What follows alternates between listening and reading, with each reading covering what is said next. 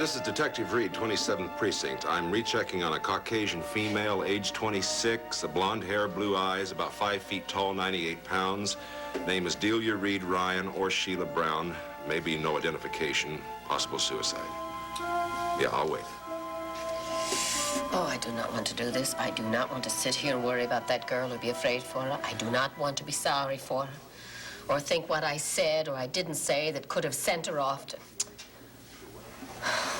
Listen, darling, wherever she is, whatever she's doing, it's no fault of yours. Yeah, that's right. I'm still waiting.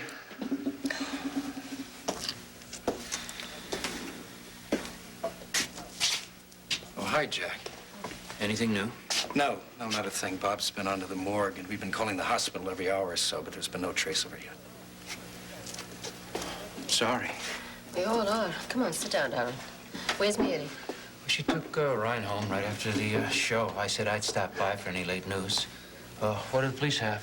The local precinct has Dee's description, but Bob hasn't given it out citywide yet. Yeah, that's because of Frank. I don't know who'd try to make political points out of a candidate's ex-wife missing, but, Somebody probably would. Yeah, that's right. But if she doesn't turn up pretty soon, I'm gonna have to put missing persons on it officially.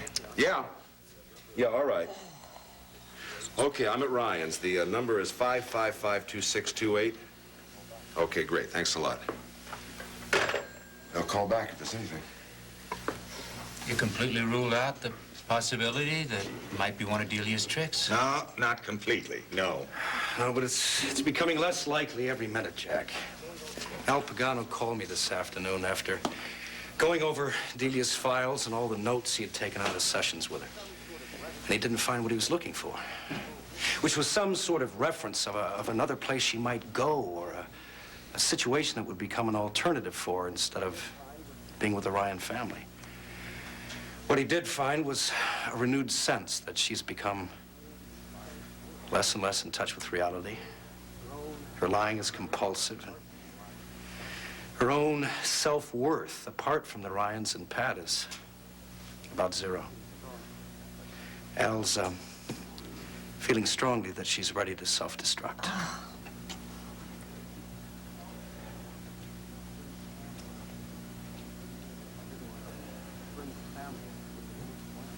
I didn't want to bring the family into it, but at this point, I didn't know what else to do. Sure. Anybody I know might be of any help? I don't think so, Jack. Thank you. What amazes me is how much I can still feel for that girl. I will never trust her again, and I know now I don't know the person that she really is, but just the same, Just the same, Delia can upset all of us more than anyone else on the face of this earth.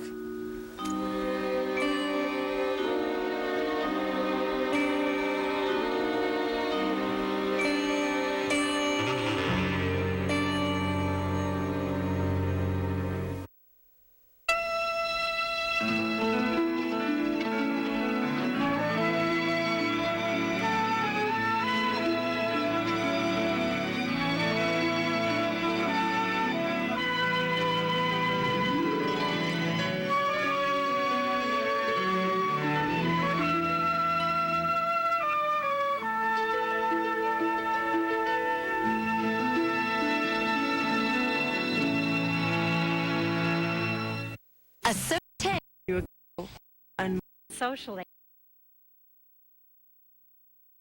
You know, if we do this every other week, I could pick up fresh vegetables on my way home from Chang's and meat from Leo's once a week, and that should take care of the shopping. Oh, make a list. I can do the fruits and vegetables. My hours are more regular than yours. And actually, I think we should set up some kind of schedule for sharing the cooking. And that I would love. All right, then. Between now and July, I'll take Fridays and weekends because I can count my time being off then. Mm-hmm. And I can go by Ryan's or Greenberg's on your nights on, and you can take care of the cooking your 3 nights off. And when you get your practice going and you have a better idea about your schedule, we can reevaluate. Sounds terrific. Well, what about the laundry? Well, that's not complicated. I have to do mine anyway. You just throw yours in with it. Okay, in exchange for that, I'll take care of the dry cleaning, shoe repair, hardware, and appliance maintenance. Good ever thought, Tom Desmond, that you'd turn out to have all these domestic instincts? Yes, it's a bit of a surprise to me, too. Lord knows what we're going to find out about me next. Hey, where do the onions go? Oh, refrigerator, bottom left. No, Faith, this is more fun on a minute-to-minute basis than I've ever had in my whole life. Oh, Tom, come on. No, I mean it. I like keeping house. I like having a home. I like belonging to you, to this place. Faith, I find myself hoping that when you get to the point where you believe this marriage is going to last 70 years, you won't want to move. Can't imagine myself living anywhere else. It's probably not healthy, but it's the way it is. This was your father's house, am I right? Well, my great-grandfather bought this house as a wedding present for my grandmother and grandfather in 1918. And my father was born in our bedroom.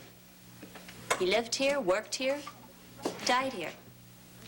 Roger, Jill, and I have had the splendid sense of enjoying this place just as much as other generations have. Your father kept offices here? Until I went away to college, his offices were downstairs in what's now Roger's apartment. I loved the sense of having him close, even though he was at work. And it was terrific for him because surgery was only 5 minutes away. What would the chances be of your reclaiming the office space? I don't know. I have thought about it, though. The thing is, Roger, Jill, and I own this house jointly. And I think Roger's happy and content where he is. It'd be pretty tough to uproot. Wouldn't it be grand, though? You could mother our children upstairs and doctor other people's children downstairs. That's a nice thought. House full of children. A lot of them ours. I'm not so sure that's ecologically responsible. All right, then, 2 of them. A boy and a girl. And they can grow up with a sense of other generations and a place to belong. But I'm afraid in time, they'll have to find a house of their own. Because you and I will still be here. But they can bring their grandchildren to visit, however. They can stay for weeks at a time.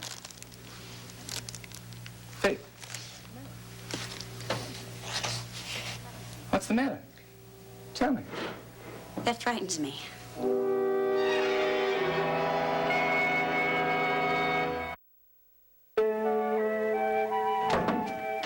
Oh, good. You're here. I tell you, Bucky, I'm gonna go crazy if I don't talk to somebody. Bucky, I am so disgusted with Frank Ryan, I don't know what to do. Oh, hi, Seneca. Come on in. Do you mind? Well, would it matter? No, seriously, Bucky, you were on your way out, right? Oh, no, nothing special. Just dinner. Okay, tell me about Frank Ryan. Listen, you wouldn't happen to have a candy bar on you? Yeah, as a matter of fact, I do. Listen, Bucky, if you're really starved, I'll let you go. No, this'll do just fine. Well, I tell you, I've been dispensing food right and left today. Lunchtime, it was Jillian. Jill's taking candy from you? Yeah, she took an entire roast beef sandwich. Then we sat and talked for a while. Listen, if that means that you're decided to be civil to her, I'm delighted. Or is the sandwich a part of a fight with Frank? Maybe you better take it from the top. Yeah, well, this morning I took some legal stuff over to her office, which was locked, but I thought I heard voices inside, see? Well, in about a minute, Jill opened the door, and voila! There was Frank Ryan, looking very much like the cat who had a permanent supply of canaries, if you know what I mean. You hit him. No, I ignored him. He talked to her about lunch plans, and then he left. I told Jill why I was there. I mean, it was all very businesslike, see, but I could sense that there was something wrong. So very casually, I asked her about the wedding plans. And very casually, it came out that they had been postponed until after the election. Oh, it's supposed to be soon? Well, according to Frank, yeah, like next week. All that desperate love and togetherness, it had to be finalized immediately, see? If he could find time. Apparently, he couldn't find time. All right, why not? Why not? I mean, who knows? Why not? He's busy shaking hands at the subway station. I don't know. Listen, did Jill say that she was unhappy? Bucky, she didn't have to. I know her responses. Well, I don't suppose it ever occurred to you that maybe she might not be unhappy, that maybe she wants to postpone it just as much as Frank does. I mean, maybe the whole thing was her idea. Yeah. Maybe it's going to snow tomorrow. Listen, do you want to hear the rest of this? Yeah. Why don't you get back into the roast beef sandwich part? Bucky, she was desperately sad. I didn't want to press her. Well, the next time I saw her was lunchtime, down at the elevator. She was talking to Pat, and I overheard. Seems that she had gone to see Frank at Lem's, found him surrounded by reporters, didn't even get a chance to talk to him, had to leave. You see, the press isn't supposed to know about Jill and about Edmund. Bad for the candidate's image. Bucky, she was so depressed. So you went out and got her lunch, huh?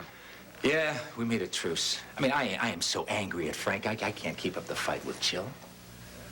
Everything I warned her about is starting to happen. I hate what she's letting herself in for, but apparently she's just got to learn the hard way. See, I don't want to say I told you so. So what are you going to do? I mean, aside from feed her? Someday, I'm not quite sure when, I'm going to marry her. So... Now, Bucky, listen. When Frank lets her down this time, he's also going to be letting down Edmund. Jill will never forgive him. It'll be over. Seneca. Let me ask you something. Have you ever given up on anything? Yeah, I quit a hockey team once. Uh-huh. And then you formed your own, beat the other team, and ran them out of town, right? Bucky, I'm not a vindictive person, but I am persistent, and I am persistently in love with Jillian. I guess it's possible that when she finds out I've been right about Frank all along, that she won't talk to me, but... But you don't believe that for a minute? No, I don't. Listen, I gotta go meet Pat for dinner. You wanna come along? We can soak up some of that confidence of yours that seems to be flowing out of your ears. No, thanks. I gotta get back to neurology. Hey, how is Pat? He didn't look too good this morning. Well, he's managing, but Delia's a mess. Last I heard, she was still missing. And the Ryans are getting scared.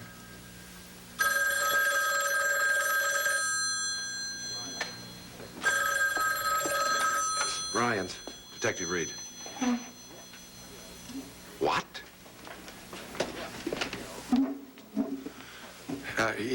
Yeah, okay. Well, I'll be down in a second, okay? They just brought a body into the morgue. It fits her description. It could be Dee. Oh, dear God. I'd better go down and have a look at it. I'll go with you, Bob. I'll go too. No, you better stay here with Maeve, you know? I'll stay too, Bob. Call when you know something. Yeah, okay, thanks, Johnny.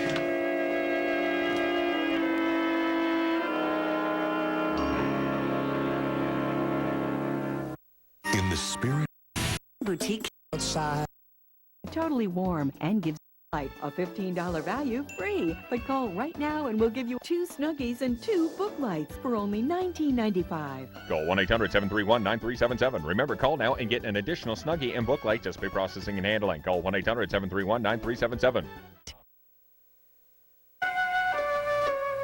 I'm afraid for both of us, but more for you.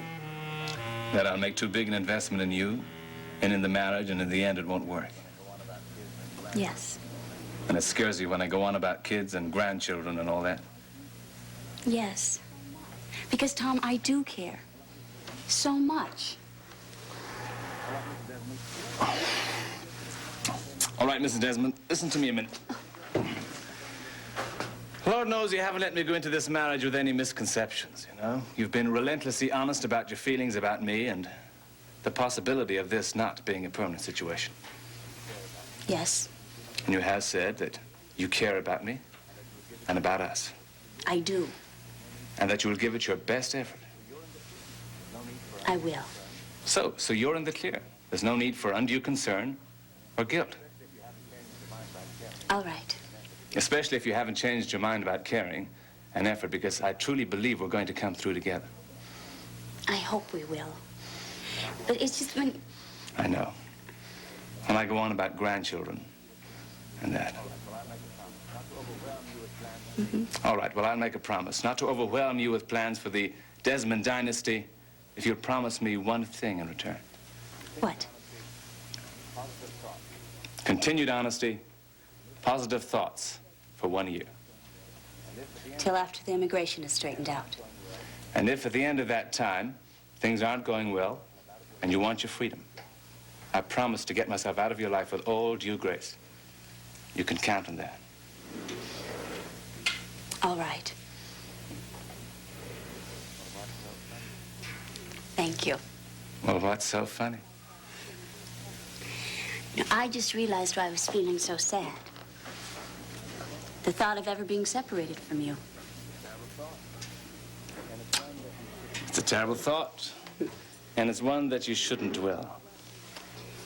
You know, I said to Mary, even before the wedding, that I know a lot of marriages that have begun with less in common than we have. It's very true. For honesty, mutual concern, friendship, all this domestic organization, no money problems, and... Oh, lots of that. Mm-hmm. Faith, how interested are you in dinner? Not at all. Me either. Is there anything we should put away? The frozen vegetables. No, we can drop them by the freezer on the way upstairs. Okay.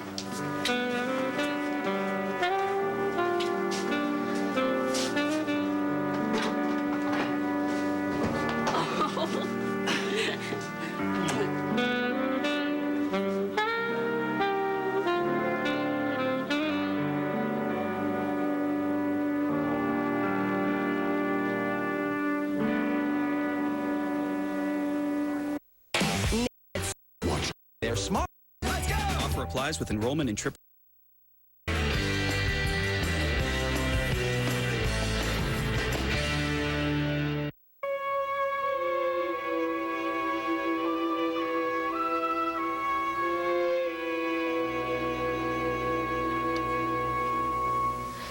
Well, I'm going to make us some tea. Oh, I never thought. Roger, do you want a drink? Oh, no, thank you, Maeve. What I don't need at this moment is a depressant, but I'll take some tea. And you, Jack? Please. Maeve, do you realize how many years it's been since I've had tea in your kitchen? Ah, more than I want to think of.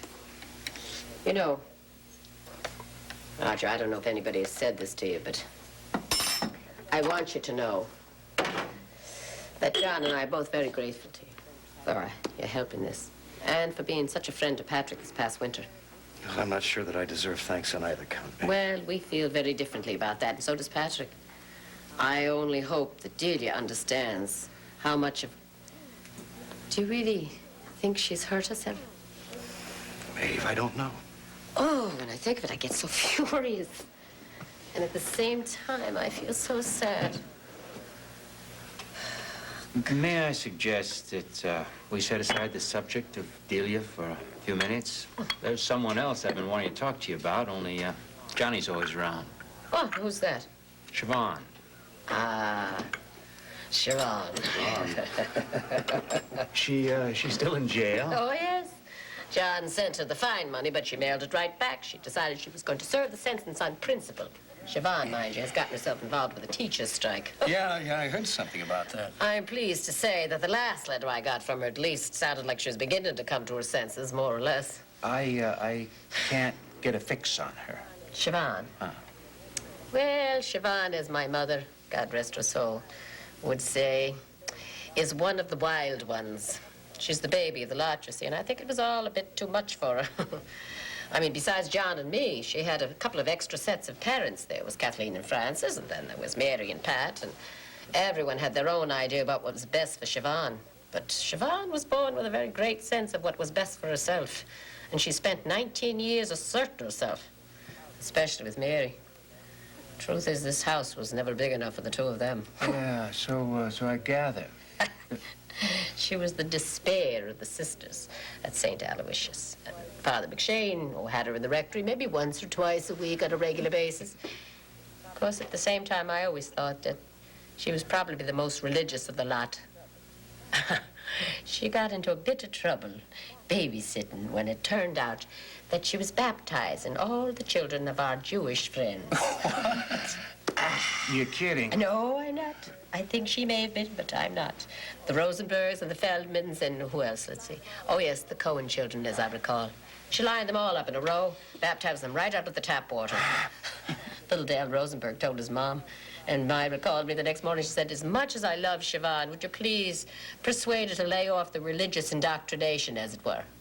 That was typical. Siobhan, she was always acting out on her principles, with very little thought as to whether her actions were what you might call appropriate. I was hoping when she grew up that she'd hang on to her principles and lose some of that thoughtlessness. Only, I don't know. I haven't heard the details on this current situation out there. well, Johnny seems to be very sensitive toward anything that might be construed as a criticism of Siobhan. Ah, you noticed that, did you? Well, Siobhan is John's pet. No doubt about it. And Mary is yours. He is very special, as everyone knows, to me. Maybe that's part of my problem with Siobhan. I don't know. Well, now, that's what I was wondering about. You do have a problem with Siobhan? I love her. I miss her. I admire her. But I don't always get along with her. That's why I have so much mixed emotion about the thought of her coming home. Whoa. Oh, I don't know. Don't misunderstand. I desperately want to see her, but I just keep thinking, well, when she gets here, there just might be... Trouble. Of some kind, yes. Jack, would you get that? Sure. Ryan's. This is his son-in-law. Yeah, she is. Yeah, put him on, will you? It's Johnny. He's at the morgue. John, is there any news?